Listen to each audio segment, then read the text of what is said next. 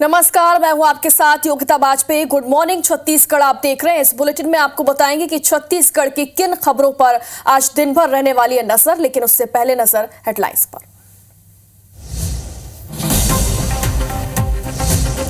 आज साय सरकार के 1 साल होने पर रायपुर आएंगे बीजेपी अध्यक्ष जेपी नड्डा।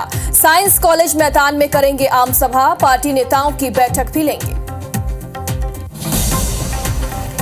छत्तीसगढ़ कांग्रेस आज सभी जिलों में करेगी मौन प्रदर्शन। साय सरकार के 1 साल पूरे होने पर कई मुद्दों पर घेरने की तैयारी।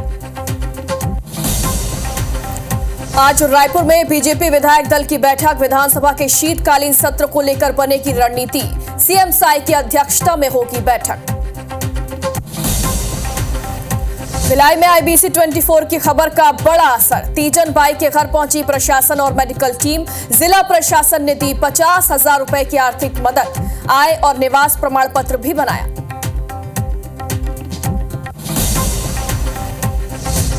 और रायपुर में चाइनीज मांझे से कटा युवक का गला, घायल का अस्पताल में चल रहा इलाज। इंश्योरेंस कंपनी का मैनेजर है युवक।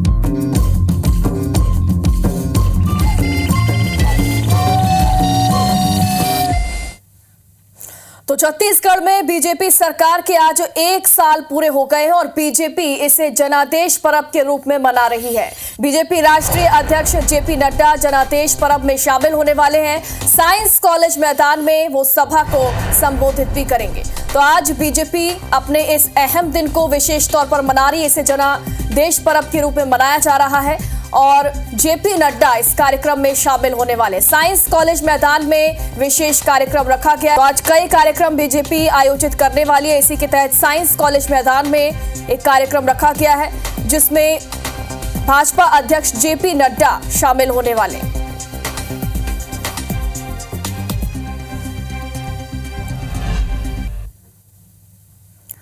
तो एक तरफ बीजेपी जनादेश पर्व मना रही है तो दूसरी ओर कांग्रेस आज सभी जिलों में मौन प्रदर्शन करने वाली है। बीजेपी सरकार के 1 साल पूरे होने पर यह मौन प्रदर्शन किया जाएगा। 1 साल छत्तीसगढ़ बदहाल मुद्दे पर कांग्रेस ये प्रदर्शन का आगाज करने जा रही है। तो आज कांग्रेस सभी जिलों में मौन प्रदर्शन करने वाली है। आज बीजेपी के 1 साल पूरे हो चुके हैं और इसी के मद्देनजर 1 साल छत्तीसगढ़ बदहाल का नारा लगाते हुए कांग्रेस आज मोर्चा खोलने वाली है। सभी जिलों में मौन प्रदर्शन किया जाएगा और इस दौरान रैलियां निकाली जाएंगी। कांग्रेस के तमाम दिग्गज इस मौन प्रदर्शन में शामिल होने वाले हैं।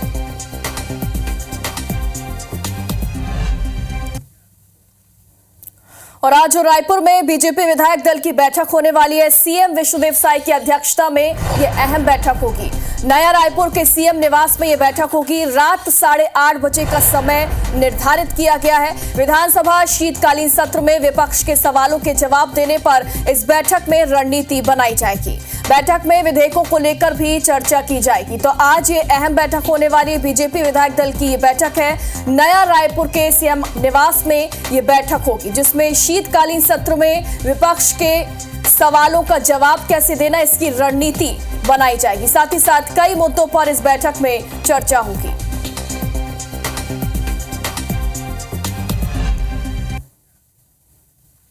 तो वहीं रायपुर में ही 15 दिसंबर को कांग्रेस विधायक दल की बैठक होने वाली है। नेता प्रतिपक्ष चरणदास महंत की अध्यक्षता में यह बैठक होगी। विधानसभा सत्र को लेकर इस बैठक में चर्चा की जाएगी।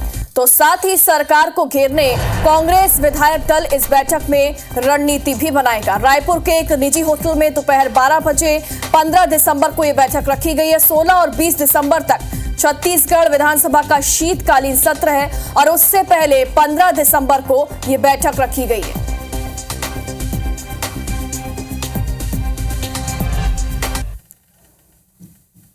और अब खबर कवर्धा से है। यहां पर एबीवीपी के कार्यकर्ताओं ने पंडरिया एसडीएम के खिलाफ मोर्चा खोल दिया। दरअसल कार्यकर्ताओं का आरोप है कि पंडरिया क्षेत्र में जाति निवास प्रमाण पत्र बनवाने के नाम पर पटवारी मोटी रकम ले रहे हैं और इसके साथ ही किसानों की पर्ची बनाने के लिए भी राशि की मांग की जाती है। और इसी के विरोध में एबीवीपी के छात्र नेताओं ने पंडरिया एसडीएम कार्यालय का घेराव कर दिया, जिससे गुस्साए एसडीएम संदीप ठाकुर कार्यालय से बाहर निकले और कार्यकर्ताओं को वहां से जाने के लिए कह दिया। और इसी बात पर एसडीएम और कार्यकर्ताओं के बीच जमकर झूमाझटकी हुई, जिसका वीडियो भी सामने आया। हालांकि पुलिस ने बीच बचाव कर इस मामले को शांत करा दिया, लेकिन एबीवीपी के नाराज कार्यकर्ता एसडीएम कार्यालय के सामने अनिश्चितकालीन धरना प्रदर्शन करते हुए यहां पर बैठ गए हैं। क्यों नहीं चिल्लाऊंगा? मेरा परिसर है, मैं आपके घर में जाके। छत्तीसगढ़ में प्रदेश भर के नगरीय निकाय के हजारों कर्मचारी अनिश्चितकालीन हड़ताल पर चले गए हैं, जिसकी वजह से रायपुर में सफाई, पेयजल आपूर्ति समेत कई काम बुरी तरीके से प्रभावित है। ये कर्मचारी 3 माह के वेतन, एरियर्स भुगतान समेत कल 6 सूत्री मांगों को लेकर हड़ताल पर हैं। प्लेसमेंट कर्मचारियों का कहना है कि ठेकेदार शोषण करते हैं और कमीशन के नाम पर 30% तक वेतन काट लेते हैं, पीएफ भी जमा नहीं करते और इसीलिए अन्य विभाग की तरह राज्य शासन को खुद कर्मचारियों के खाते में वेतन भुगतान करें। कर्मचारियों ने यह भी कहा कि निकाय कर्मचारियों को 4,000 रुपए की सम्मान राशि नहीं दी जा रही है, ये पक्षपात है और इसे शुरू किया जाए। कर्मचारियों का कहना है कि ये सारी मांगें पूरी नहीं हो जाती तब तक ये हड़ताल जारी रहेगी।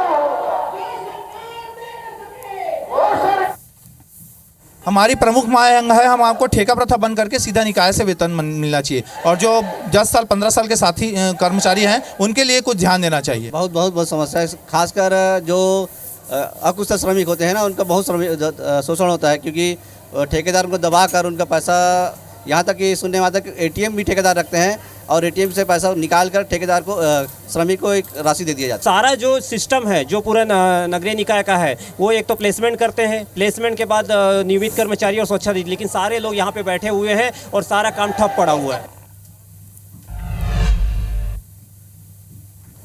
और अब भिलाई से बड़ी खबर है। यहाँ पर IBC 24 की खबर का बड़ा असर देखने को मिला है। जिला प्रशासन भी डॉक्टर तीजन बाई के घर पहुंचा। जिला प्रशासन की ओर से 50,000 रुपए की आर्थिक मदद उन्हें दी गई है। डॉक्टर तीजन बाई का आय और निवास प्रमाण पत्र भी इसी दौरान बना दिया गया। IBC 24 ने यह खबर प्रमुखता से दिखाई थी और इसके बाद ही प्रशासन जागा है और तीजन बाई की मदद के लिए यहाँ पर प्रशासन पहुंचा है। IBC 24 ने यह खबर प्रमुखता से दिखाई थी, जहां पर तीजन बाई ने मदद की गुहार लगाई थी, आर्थिक मदद की बात उन्होंने कही थी और खबर दिखाए जाने के बाद देखिए इसका असर ऐसा हुआ है कि जिला प्रशासन की जो टीम है वो यहां पर पहुंची है। 50,000 रुपए की आर्थिक मदद उन्हें दी गई है और साथ ही उनका आय और निवास प्रमाण पत्र भी बनाया गया है।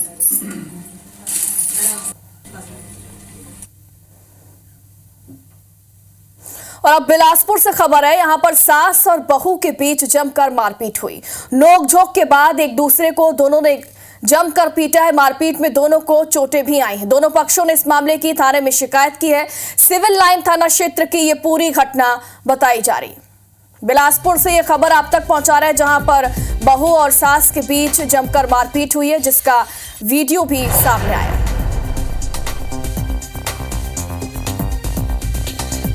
मामूली सी बात पर दोनों के बीच विवाद हुआ है और इसके बाद ये मामला थाने तक जा पहुंचा है। इस मामले की शिकायत भी दर्ज कर ली गई।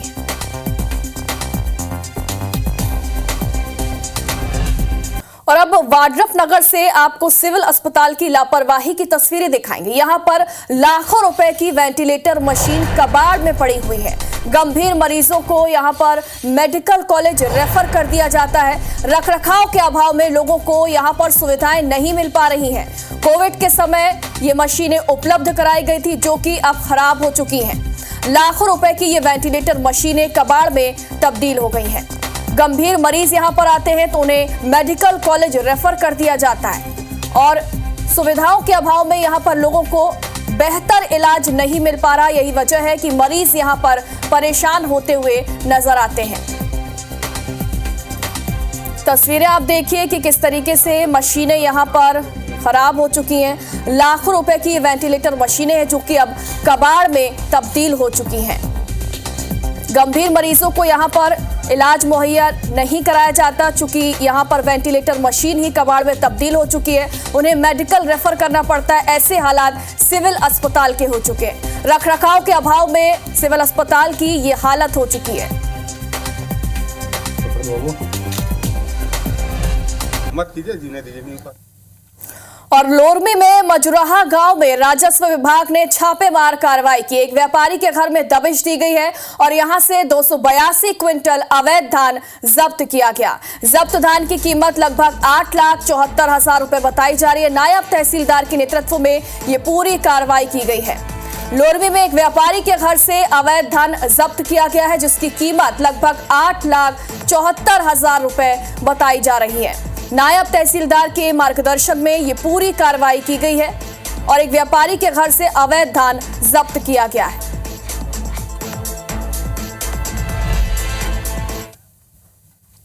और अब रायपुर से बड़ी खबर है। यहां पर 2 नगरपालिका सीएमओ निलंबित कर दिए गए हैं। महासमुंद सीएमओ रहे टामसम रात्रे को निलंबित कर दिया गया है। पेंड्रा के तत्कालीन सीएमओ कन्हैया निर्मलकर भी निलंबित कर दिए गए हैं। बताया जा रहा है कि दवा खरीदी और रेनोवेशन में इन्होंने भ्रष्टाचार किया, इन पर आरोप लगे हैं और इसके चलते इन्हें निलंबित किया गया। नगरीय प्रशासन विभाग ने इसे लेकर आदेश भी जारी कर दिया है। 2 नगरपालिका सीएमओ जिन पर भ्रष्टाचार का आरोप लगा है, इन्हें निलंबित कर दिया गया।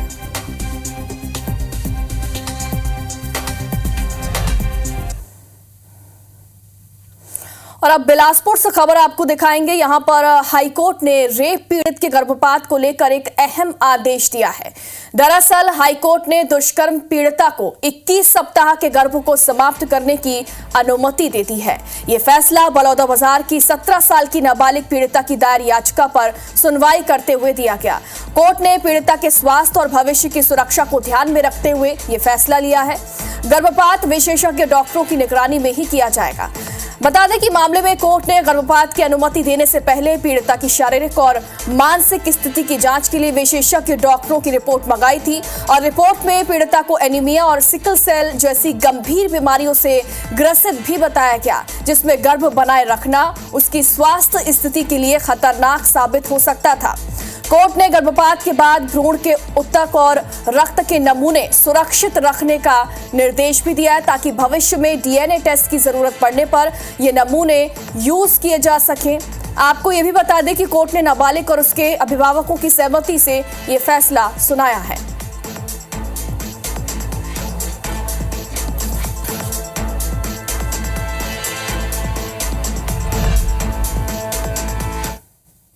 और अब राजधानी रायपुर से खबर है। चाइनीज मांझे से एक युवक का गला कट गया।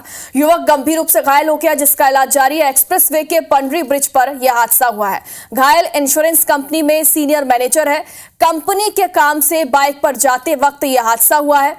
रायपुर में चाइनीज मांझे से गला कटने की यह दूसरी वारदात है। सिविल लाइन थाना इलाके का यह पूरा मामला बताया जा रहा है। चाइनीज मांझे पर प्रतिबंध है लेकिन उसके बावजूद भी इसका इस्तेमाल धड़ल्ले से किया जा रहा है।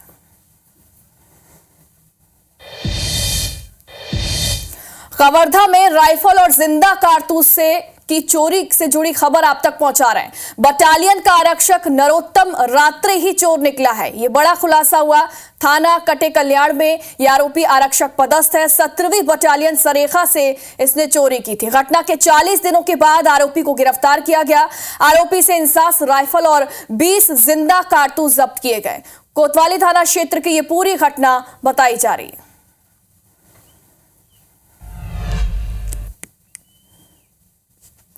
और जगदलपुर का रुख करेंगे। यहां पर बस्तर ओलंपिक की तैयारियां अंतिम चरणों में है। 14 दिसंबर को गृह मंत्री विजय शर्मा खेल प्रतियोगिताओं का यहां पर शुभारंभ करेंगे, तो वहीं 15 दिसंबर को केंद्रीय गृह मंत्री अमित शाह समापन समारोह में हिस्सा लेंगे। प्रतियोगिताओं में 3200 खिलाड़ी भाग लेने वाले हैं। बस्तर कलेक्टर हरीश एस ने बताया कि संभाग के हर जिले से टीमें प्रतियोगिता में हिस्सा लेंगी। वहीं एक टीम आत्मसमर्पित माओवादियों की होगी। इस टीम में कई खिलाड़ी नक्सल हिंसा की पीड़ित हैं। इनकी कुल संख्या 318 है। तो वहीं आज खिलाड़ियों का जगदलपुर आना भी शुरू हो गया है। बस्तर आईजी सुंदरराज पी ने बताया कि केंद्रीय गृह मंत्री के दौरे को देखते हुए शहर में 3 लेयर में जवान तैनात होंगे। बस्तर ओलंपिक का जो संभाग स्तरीय कार्यक्रम है 13, 14, 15 को होगा। इसमें अन्य सभी 7 जिला से भी लोग आएंगे और नुआ बोर्ड टीम में जो आत्मसमर्पित का टीम रहेगा। सो टोटल 3200 खिलाड़ियां रहेंगे और अभी तो केवल ये फाइनल हुआ है कि माननीय केंद्रीय गृह मंत्री आएंगे। और अब मौसम की जानकारी आप तक पहुंचा देते हैं। पेंड्रा में लगातार कड़ाके की ठंड पड़ रही है। यहां पर तापमान में लगातार गिरावट दर्ज की जा रही है। 6 डिग्री यहां का तापमान पहुंच चुका है। अब तक का इस सीजन का सबसे कम तापमान पेंड्रा में दर्ज किया गया है।